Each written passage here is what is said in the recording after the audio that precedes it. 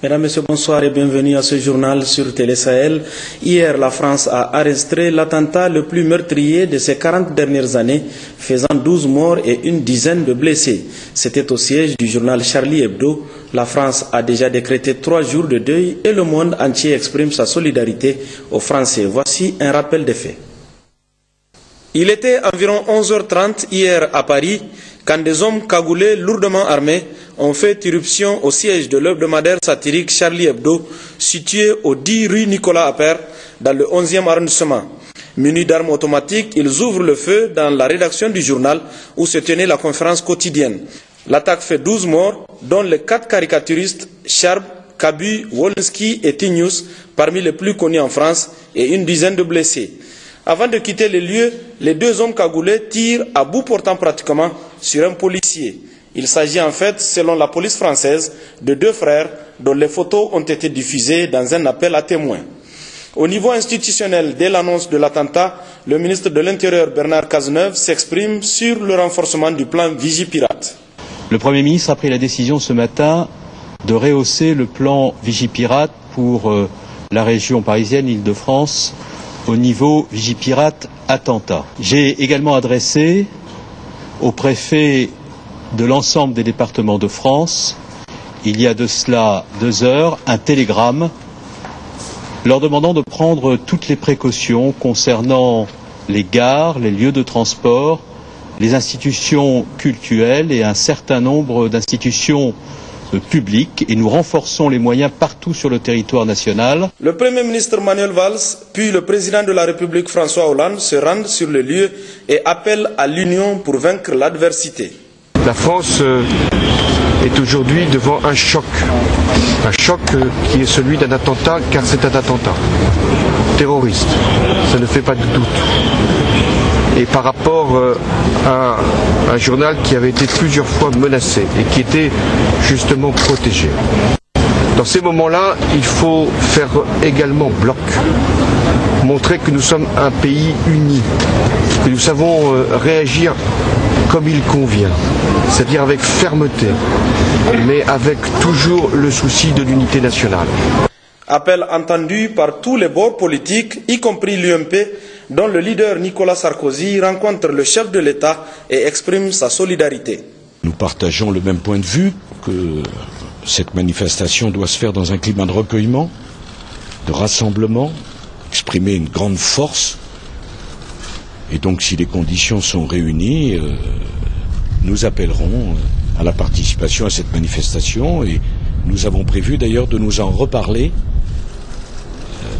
cet après-midi à la suite de la réunion que le président Hollande aura avec les responsables des formations politiques représentées au Parlement. Ce jeudi, une réunion de crise s'est tenue à l'Élysée autour du président Hollande, puis une rencontre avec les partis politiques représentés au Parlement est programmée.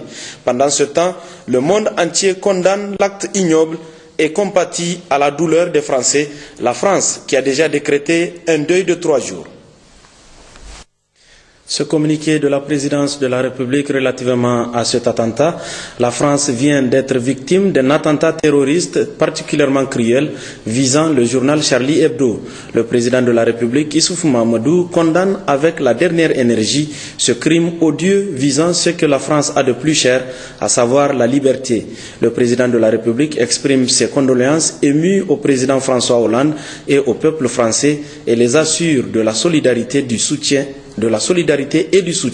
du peuple du Niger dans cette douloureuse épreuve. Ce crime lâche et barbare est aux antipodes des valeurs de la religion musulmane et ceux qui l'ont accompli sont les pires ennemis de l'islam. Suite justement à ce drame, en cette douloureuse circonstance, le ministre d'État des Affaires étrangères, de la coopération, de l'intégration africaine et des Nigériens à l'extérieur s'est rendu ce matin à l'ambassade de France pour présenter au peuple français les condoléances du gouvernement nigérien et exprimer la compassion de tous les Nigériens. Bazoum Mohamed était accompagné notamment du président de l'Association islamique du Niger, de l'archevêque de Niamey et de l'administrateur apostolique du Niger. Cet acte est un acte ignoble, c'est un acte barbare que le gouvernement du Niger condamne avec la dernière énergie. Je voudrais ici vous exprimer et exprimer à travers vous au gouvernement et au peuple de France la solidarité et le soutien du peuple du Niger. Cet attentat, s'il a visé la France et s'il l'a atteint en effet, vise la civilisation tout simplement. Et il nous est destiné à tous. Et c'est comme tel que nous l'avons reçu avec la même douleur que vous avez éprouvée et que prouvent les familles des personnes que nous connaissons aussi par leur signature, par leur caricature. Certains, nous les connaissons vraiment personnellement. Je connais Kabou, je le connais à travers, non pas seulement Charlie Hebdo, mais aussi à travers le Canard enchaîné. Et cet acte, il est accompli par des personnes qui se réclament de l'islam. Elles sont plutôt des ennemis de l'islam, parce que elles mettent à mal l'islam. Elles mettent à mal cette religion et elles mettent à mal ceux qui appartiennent à cette religion à travers le monde, mais en particulier en France et en Europe et en Occident de façon générale. La situation était déjà par endroits et par moments plutôt difficile, et cet événement-là aura des conséquences fâcheuses sur l'image de cette religion et sur la convivialité entre ceux qui appartiennent à cette foi et les autres communautés.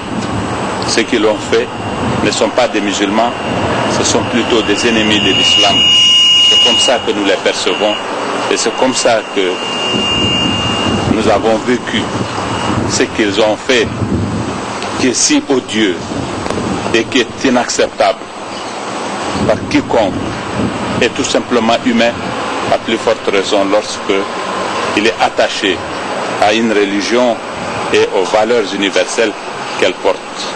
Monsieur le chargé d'affaires, je voudrais souhaiter un prompt rétablissement à ceux qui continuent encore à souffrir des blessures qui leur ont été infligées hier, et vous réitérer une fois de plus le soutien du Niger et vous prier de bien vouloir le transmettre au peuple et aux autorités de France. Merci beaucoup. Merci beaucoup, monsieur le ministre.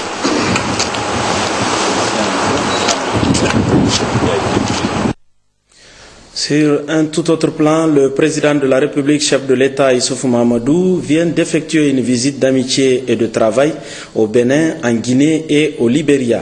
La visite à Conakry, notamment, avait pour but de soutenir le président guinéen Alpha Condé et son peuple dans la lutte contre la maladie à virus Ebola. Le président de la République, Issoufou Mahamadou, a tenu à réaffirmer cet engagement. En venant ici, nous sommes venus avec deux messages. Le premier message s'adresse au peuple guinéen, s'adresse au président Alpha. Il s'agit pour nous de dire que le peuple guinéen n'est pas seul. Le peuple guinéen peut bénéficier de notre solidarité. Nous sommes venus pour assurer le peuple guinéen que nous sommes à ses côtés dans cette épreuve qu'il connaît depuis plusieurs mois. Ça, c'est le premier message. Le deuxième message, c'est pour dire à la communauté internationale de ne pas stigmatiser les pays qui sont victimes de cette épidémie d'Ebola. Il ne faut pas isoler ces pays. Il faut être aux côtés de ces pays, être solidaire de ces pays. Tout à l'heure, avec le président Alpha, on évoquait les conséquences économiques et financières de cette épidémie sur la Guinée. D'après les informations qu'il nous a fournies, les conséquences économiques et financières sont réellement catastrophiques pour la Guinée. Donc concrètement, quelle contribution nous, on peut apporter pour répondre à la question posée par notre sœur, la journaliste? Déjà, cette visite est une contribution concrète dans le cadre de la lutte contre Ebola. Et nous avons prévu également de nous mobiliser, de sensibiliser la communauté internationale pour qu'elle accroisse son soutien économique et financier en faveur des pays victimes de l'épidémie. Par exemple, nous avons l'intention, mon frère Yahi Boni et moi, de poursuivre la sensibilisation pour que la communauté internationale décide d'annuler la dette vis-à-vis des pays victimes d'Ebola, vis-à-vis de la Guinée, vis-à-vis de la Sierra Leone, vis-à-vis du Libéria. Au niveau bilatéral déjà, dans le cadre aussi de la solidarité que nous avons décidé d'organiser au sein de la CEDEAO, chacun, en ce qui le concerne, contribuer financièrement au niveau des 3 pays. C'est certes des contributions symboliques, mais nous allons poursuivre dans cette direction, nous allons poursuivre dans ce sens. Ça, c'est au niveau bilatéral. Et nous allons également mobiliser davantage la CEDEAO. La CEDEAO a déjà manifesté sa solidarité, mais cela n'est pas suffisant. Il faut que cette solidarité se renforce, il faut que cette solidarité soit plus importante. Et donc, c'est une lutte qui est engagée, c'est une guerre, je dirais, qui est engagée contre cette épidémie. Cette guerre peut être durable, mais on espère qu'elle ne sera pas durable. Et on espère que dans le courant de l'année 2015, nous finirons par vaincre Ebola. Donc, Monsieur le Président, camarade Alpha, nous sommes venus pour te confirmer notre soutien, pour te confirmer notre solidarité, pour t'apporter le soutien et la solidarité de nos différents peuples. Nous restons aux côtés du peuple guinéen et nous espérons que l'année 2015 sera l'année qui nous permettra de sortir de cette épreuve extrêmement difficile que tu connais aujourd'hui, que ton peuple connaît aujourd'hui. Merci beaucoup de votre attention. Après Cotonou au Bénin et à Conakry en Guinée, le président de la République et son homologue du Bénin se sont rendus à Monrovia au Libéria pour porter le même message de soutien dans le combat contre la maladie à virus Ebola. Ils ont rencontré la présidente Ellen Johnson Sirleaf, avec laquelle ils ont évoqué la situation sanitaire et économique. Nous y reviendrons demain sur le film des déplacements du président de la République dans la sous-région. Cérémonie de présentation de vœux à la présidence de la République. Ce matin, ce sont les partis politiques qui ont présenté leurs vœux au président de la République, chef de l'État Issoufou Mahamadou. Les images.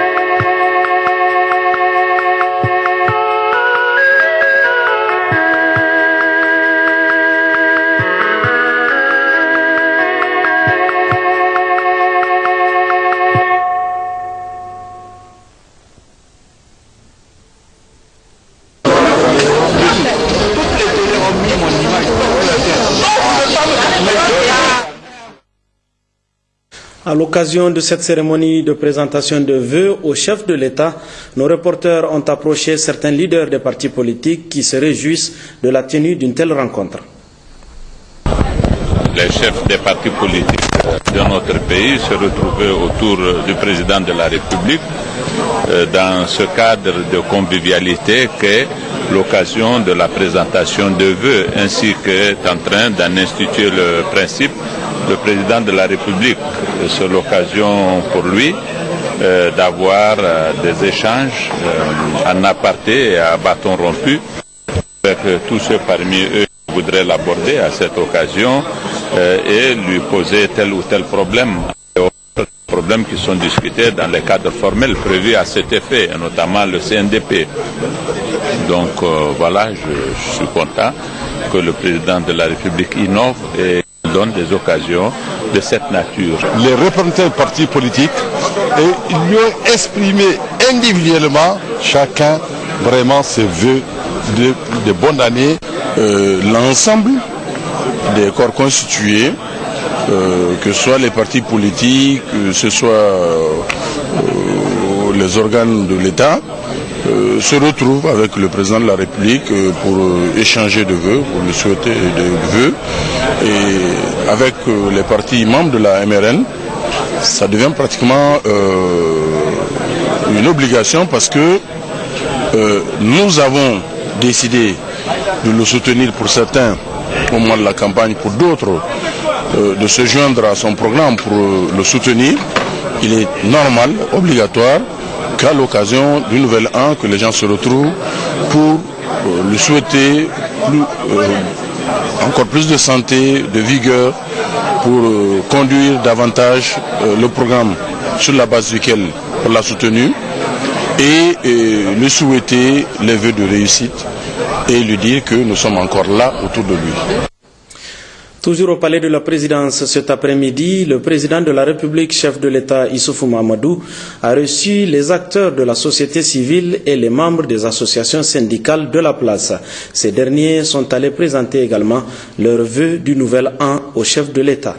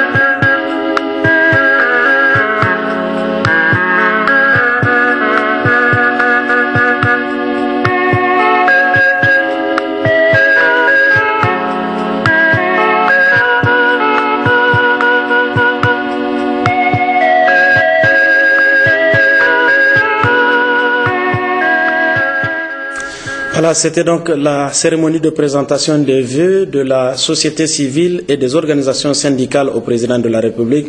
Et c'était en présence du ministre d'État Bazoum Mohamed qui assurait l'intérim du Premier ministre. Pour certains acteurs de la société civile, cette cérémonie a une très grande signification. Et la présentation de vœux d'aujourd'hui vraiment a une signification positive. En ce sens qu'aujourd'hui, dans ce pays, le président de la République a, dans ses habitudes, pouvoir quand même réunir les gens pour la cohésion sociale. Et que le souhait pour le pays d'abord, c'est la paix et la stabilité. Le souhait envers la population, c'est une meilleure santé pour nous toutes et pour nous tous. Et je dis que c'est une très bonne initiative qu'il doit continuer. Et peut-être que d'autres qui viendront après lui vont essayer de copier. Et je dis, je voudrais sur tout autre plan parler du développement même qu'il est en train de faire à notre pays. Parce qu'en réalité, les 5 continents, il n'y a pas quelque part où je n'ai pas foulé le pied. Tout le monde, en tout cas, a dépassé le stade où nous sommes. Et c'est seulement maintenant que lui, il a pu vouloir corriger quelques lenteurs. Parce qu'en réalité, notre premier échangeur, nous l'avons eu très récemment. Depuis longtemps, on parlait de quel lien pont. C'est seulement maintenant qu'on est même en train d'avoir notre 3e pont. Quant au rail, vraiment, vous voyez ce qui est en train de se faire. Depuis ma naissance, 1950, on a commencé à parler de ces rails-là au Niger, Bénin-Niger. Et jusqu'à présent, ça ne s'est réalisé que maintenant. Donc je dis qu'il est en train de faire une bonne chose.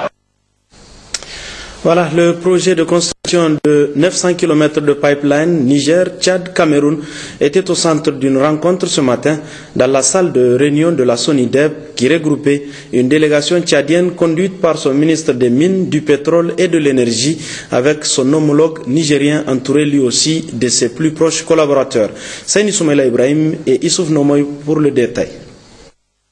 Autour de leurs ministres respectifs de pétrole, les délégations tchadiennes et nigériennes vont poursuivre la discussion autour du projet d'exportation du pétrole brut nigérien à travers les républiques du Tchad et du Cameroun vers le marché international. Toute chose qui passe par la construction de 900 km de pipeline qui traverseront les 3 pays. Il s'agit aujourd'hui pour les différentes parties prenantes, donc à savoir les 2 États, la CNPC, la société SONIDEP, la société Niger Energy Service, de réfléchir sur les points qui sont des préalables aux travaux de construction du pipeline devant servir à l'évacuation du pétrole brut nigérien. Investis de plein pouvoir par leurs chefs d'État respectifs, les 2 parties se pencheront sur les points tels que le chronogramme de la réalisation du pipeline et de l'entreprise chargée de sa construction. En ce qui concerne ces points, il s'agit premièrement de l'examen des projets de statut de la société de transport côté nigérien, que nous avons dénommé NOTCO, Niger Oil Transportation Company, et le pacte d'actionnaires, les projets de statut de la société à créer côté tchadien et le chronogramme de la réalisation du pipeline à proprement parler. Nos 2 chefs d'État ont chargé les 2 ministres en charge du pétrole de tout mettre en œuvre pour accélérer le processus de la construction de ce pipeline qui sera long de 900 km, dont 200 km au Niger et 700 km en territoire tchadien, avec un deadline de faire en sorte que tous les travaux soient parachevés dans le dernier trimestre 2016. Pour son homologue tchadien, des avancées ont été enregistrées sur la question et que des instructions fermes dont ils ont reçu du président Déby appellent vers le respect du délai de cet important projet intégrateur. l'accord bilatéral qui a été le point de départ entre le Tchad et le Niger a été ratifié par les deux assemblées nationales respectives. Aujourd'hui, nous sommes plus dans une phase pratique qui est vraiment de faire en sorte que ce projet puisse rapidement démarrer et qu'effectivement le calendrier du troisième trimestre 2016 soit atteint.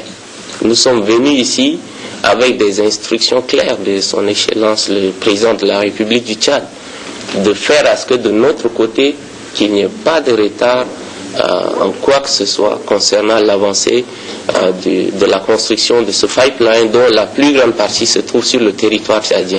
Tout en relevant l'expérience acquise par le Tchad dans la construction des pipelines, le ministre tchadien a fait cas de l'étude de l'impact environnemental et social qui doit être complétée à son sens pour plusieurs raisons.